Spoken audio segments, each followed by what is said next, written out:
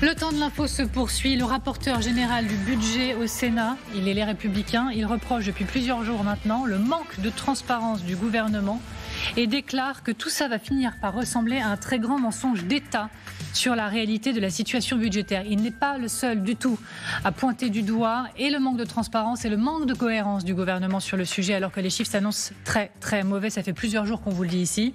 Alors on continue d'en parler avec nos invités que je resalue sur ce plateau en ce qui concerne Valérie Nata, François Clémenceau et Pascal Perry. Et bonjour à vous Claire Fournier. Bonjour. Merci de nous avoir rejoints, éditorialiste économique pour LCI. Pascal Perry, est-ce que vous pourriez reprendre ces mots à votre compte? Tout ça va finir par ressembler à un très grand mensonge d'État sur la réalité de la situation budgétaire, comme le dit donc Monsieur Husson. Non, je ne reprendrai pas ces mots-là. D'abord parce que c'est compliqué de construire un budget, parce qu'ensuite il peut évoluer. C'est une raison pour laquelle d'ailleurs la Constitution a prévu, les usages prévoient que le gouvernement peut amender son budget. Alors certes, il y a un peu de marketing budgétaire. Tout le monde fait ça depuis la nuit des temps. C'est-à-dire que le marketing budgétaire, ça consiste en général à anticiper les recettes et à diminuer les dépenses. Et puis on s'aperçoit au fil du temps, mais est-ce que c'est la responsabilité du gouvernement que, par exemple, les recettes ne rentrent pas aussi vite? Cet été, on a eu une période d'atonie sur le marché intérieur. Les Français ont peu consommé, les entreprises ont peu investi, la croissance se tasse. À 60% en France, la croissance, c'est le marché intérieur. Est-ce qu'on pouvait l'anticiper? Vous en avez qui vous diront oui, d'autres non. Et les chefs d'entreprise, enfin moi j'ai été chef d'entreprise dans ma vie, il m'est arrivé de faire des budgets prévisionnels qui étaient ensuite corrigés par le marché. Donc il faut l'accepter. Peut-être aussi que il y a une dimension sur laquelle il manque de la sincérité, c'est la dimension de la dépense. Ce que dit Bruno Le Maire en filigrane, c'est qu'au fond, il n'est pas tout à fait responsable du dérapage des dépenses. Alors il y a la part qui est consacrée aux collectivités locales, mais ça s'explique. Les dépenses des collectivités locales, elles s'expliquent. Au passage, on va rappeler, on le dira plus tard, mais on va le rappeler, les collectivités locales doivent présenter un budget de fonctionnement équilibré, à la différence de l'État.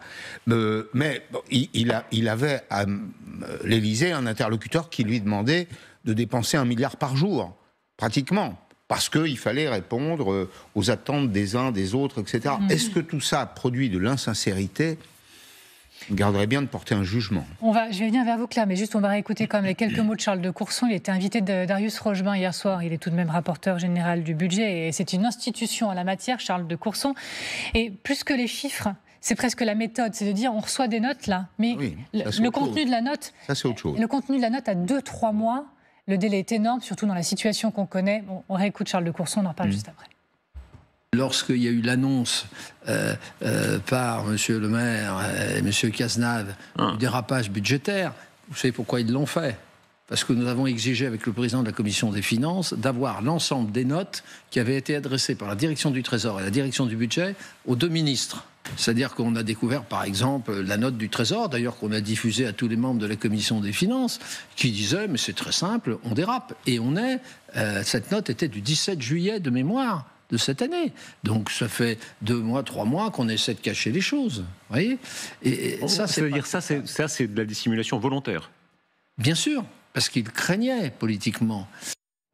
Non. Pierre Fournier, la dissimulation volontaire, bien sûr. Le jeu politique avec les oppositions qui disent il y a insincérité, il y a eu volonté de tromper, c'est pour ça qu'on n'avait pas les éléments sur le budget, etc.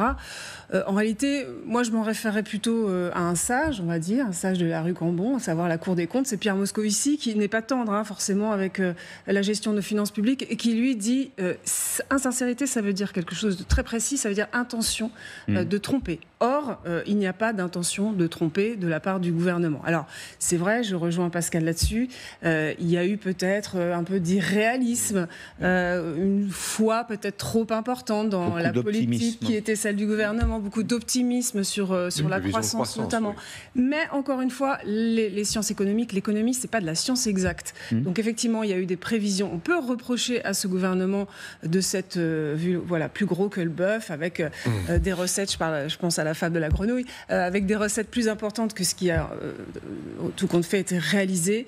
Mais dire mensonge d'État, dire insincérité, c'est extrêmement grave. Et je pense qu'effectivement, c'est exagéré. Je ne me souviens plus exactement de la date, mais c'est bien le même Bruno Le Maire qui avait proposé un projet de loi de finances rectificatif pour 2024, oui. Une loi de finances rectificative qui lui a été refusée par Emmanuel Macron. C'est donc bien C'est donc bien que les oppositions, pour reprendre le terme de Claire, étaient prévenues qu'il y avait des choses dans le budget qui ne tiendraient pas. Donc, insincérité, ça me semble franchement très exagéré. Ça vous fait réagir, François Clémenceau? Il faut rappeler quand même la dimension européenne au-dessus de tout ça. C'est pour nous une chape supplémentaire. Oui, est-ce qu'elle pousse? Parce que, Darius Rochebin dit, est-ce que c'est de la dissimulation volontaire? Oui, dit Charles de Courson. Pourquoi? Parce qu'il craignait politiquement en France, politiquement Bruxelles? Politiquement en France, parce qu'au niveau européen, ça s'est bien passé. Tout le monde avait compris que d'abord, le pacte de stabilité et de croissance, il fallait le réviser. Vous comprenez, il datait d'avant le Covid.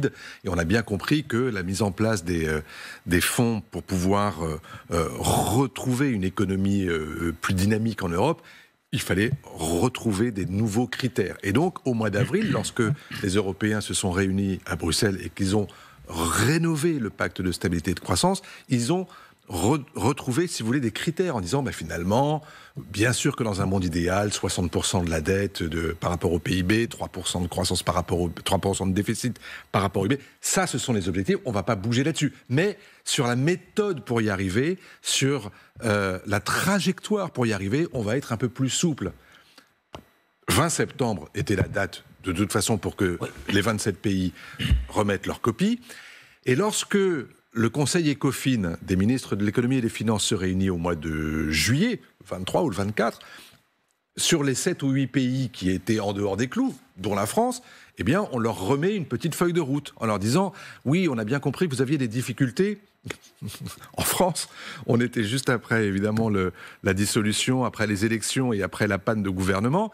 Et donc, les Européens ont été compréhensifs. Ils ne vont pas, comme ça, sortir les missiles pour pulvériser le premier ou le deuxième acteur économique de l'Union européenne. Donc, ils ont dit, si vous voulez un délai, on peut trouver un délai. Et là, le 15 octobre, la date du 15 octobre est dans ce compte-rendu de réunion. Donc ça veut dire que les Français qui ont demandé un report, ils le savent, ils vont l'obtenir. Est-ce qu'ils auront besoin d'aller au-delà du 15 octobre? Je ne suis pas sûr.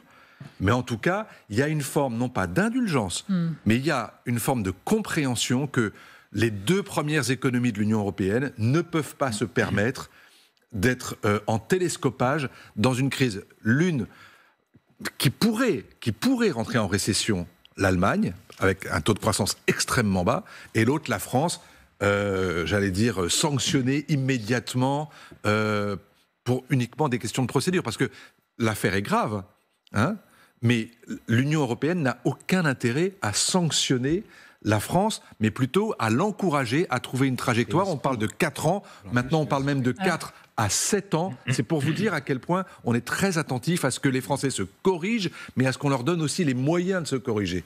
C'est le moment où on ouvre le tiroir des collectivités, parce que c'est une affaire dans l'affaire, et certains parlent même de bombes, vous allez comprendre pourquoi. Ce sont les collectivités, en tout cas pour Bercy, qui sont les principales responsables du dérapage. On parle de 16 milliards d'euros sur le dos, en gros, des collectivités. C'est ce qu'écrit la chercheuse en management, elle s'appelle Mariko Simon, dans la Tribune, et elle dit ceci: l'affichage de la réelle situation financière des collectivités territoriales pourrait constituer une véritable bombe, parce qu'elle explique que l'absence de certification des comptes des collectivités locales permet de dissimuler des dérives comptables. Une bombe? Non, mais il y a des collectivités qui sont bien gérées, d'autres qui le sont moins bien. Néanmoins, la règle, c'est que les budgets de fonctionnement doivent être présentés en équilibre. Est-ce qu'ils sont toujours exécutés en équilibre? Non, il y a parfois des trous dans la raquette. Mais on va rappeler simplement que les collectivités, c'est aussi 75% de l'investissement public en France. C'est-à-dire que c'est une contribution considérable au dynamisme des territoires. Enfin, quand on se compare d'une certaine façon, on se console, puisque les dépenses des collectivités en France, c'est 19% des dépenses publiques. Dans les pays européens non fédéraux, y compris non fédéraux, décentralisation, tout le monde comprend qu'il y a plus d'argent dans les Länder parfois qu'il n'y en a à l'État fédéral en Allemagne. Mais en Europe, c'est 35%. Donc on a en réalité en France des collectivités qui sont relativement sages. Il faut ajouter un élément, c'est que les Français se tournent systématiquement vers les guichets. L'État a délégué un certain nombre de fonctions aux collectivités sans leur confier la compétence normative. C'est-à-dire qu'on est au milieu de la décentralisation. Il est faux de dire que nous sommes un pays décentralisé. On a décentralisé des compétences, donc on demande aux collectivités d'exécuter un certain nombre de missions pour l'État sans leur donner la compétence normative ou la compétence à lever l'impôt aujourd'hui. Et les Français, en cas de crise, qu'est-ce qu'ils font ? Ils se tournent vers la première porte publique qui est ouverte, et souvent c'est les collectivités et les maires. Ouais, c'est le département ou la commune. Département, mairie, etc.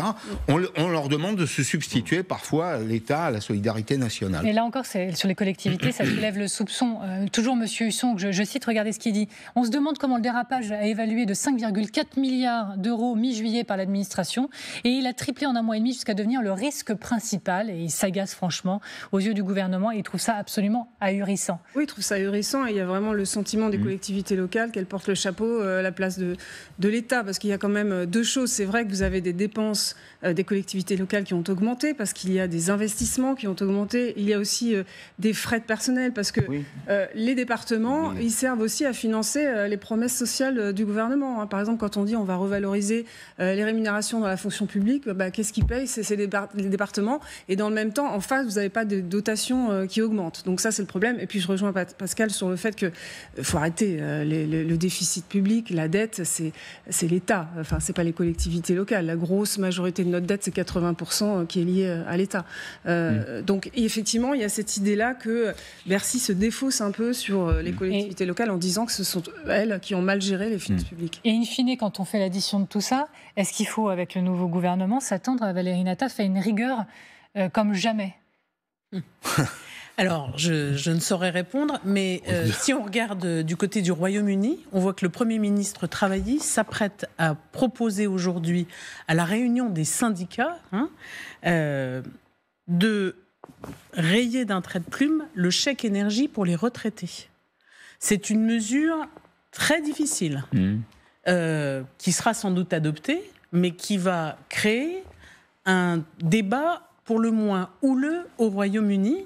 Donc quand on voit ce que fait un Premier ministre travailliste, on peut se dire que ce qui va arriver dans d'autres pays de l'Union européenne, et d'abord le nôtre, enfin pas d'autres pays puisque le Royaume-Uni n'en fait plus partie, mais dans les pays de l'Union européenne et en particulier en France, on se dit qu'il va y avoir des choix difficiles. Très difficiles. Une rigueur comme jamais vue en France, oui, il suffit de regarder chez nos voisins.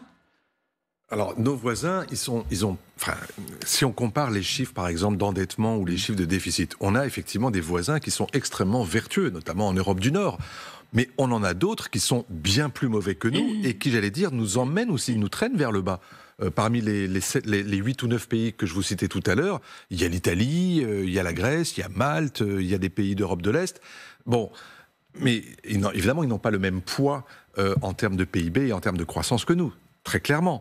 Mais ce que je veux dire, c'est que cette idée des Européens et de la présidente von der Leyen de dire aux Européens « faites un effort », ça ne veut pas dire forcément « faites de l'austérité ». Ça veut juste dire si tous ensemble on faisait un peu d'effort pour que les comptes publics soient mieux tenus, on éviterait de mettre en difficulté l'euro, peut-être, d'une part, donc les taux d'intérêt, puisque ça découle de là. Et donc, moi, je suis très étonné de voir, par exemple, que Mme Christine Lagarde est restée extrêmement silencieuse pendant toute cette période-là, alors que je suis persuadé qu'elle pourrait, du poste où elle est, dire « écoutez, si ça continue comme ça, c'est pas vous qui serez en difficulté, c'est toute l'Europe, c'est notre monnaie commune et c'est notre poids par rapport aux deux autres grandes puissances. » On l'a vu à travers le rapport Draghi qui vient d'être présenté. Si nous n'investissons pas davantage, mais bien davantage, dans le domaine de la recherche, de la technologie, de l'innovation, avec de l'argent frais, pas de l'argent endetté, eh bien, c'est l'Europe qui décroche. C'est l'Europe qui décroche. C'est l'Europe qui décroche et qui commence déjà à décrocher. Bien sûr. Juste sur le volet encore un peu politique, c'était l'audition de Bruno Le Maire, notamment hier à l'Assemblée nationale, un peu sur ces questions, pas qu'un peu d'ailleurs. Et regardez, pour l'état d'esprit, ce que ça peut donner. La commission auditionne aujourd'hui un voleur. Oui, monsieur Bruno Le Maire, vous êtes un voleur et plutôt 2 fois qu'une. D'abord parce que vous avez volé les élections et que vous avez passé l'été à préparer un budget alors même que vous avez été balayé par les Français dans les urnes qui n'en peuvent plus de vos politiques qui détruisent nos services publics. Ensuite, vous êtes un voleur parce que vous avez volé méthodiquement l'argent des Français pour les offrir aux plus riches de ce pays. je comprends un peu mieux, après vos propos, monsieur le député, pourquoi 75% des Français rejettent la France insoumise. Vous abîmez la démocratie et vous abîmez la République. Vous avez de la chance parce que, comme je me retire de mes fonctions de ministre, je n'ai pas l'intention de vous poursuivre en diffamation. Mais si j'étais resté dans mes fonctions, je ne me serais pas laissé traiter de voleur par un député de la République et je vous aurais poursuivi en diffamation.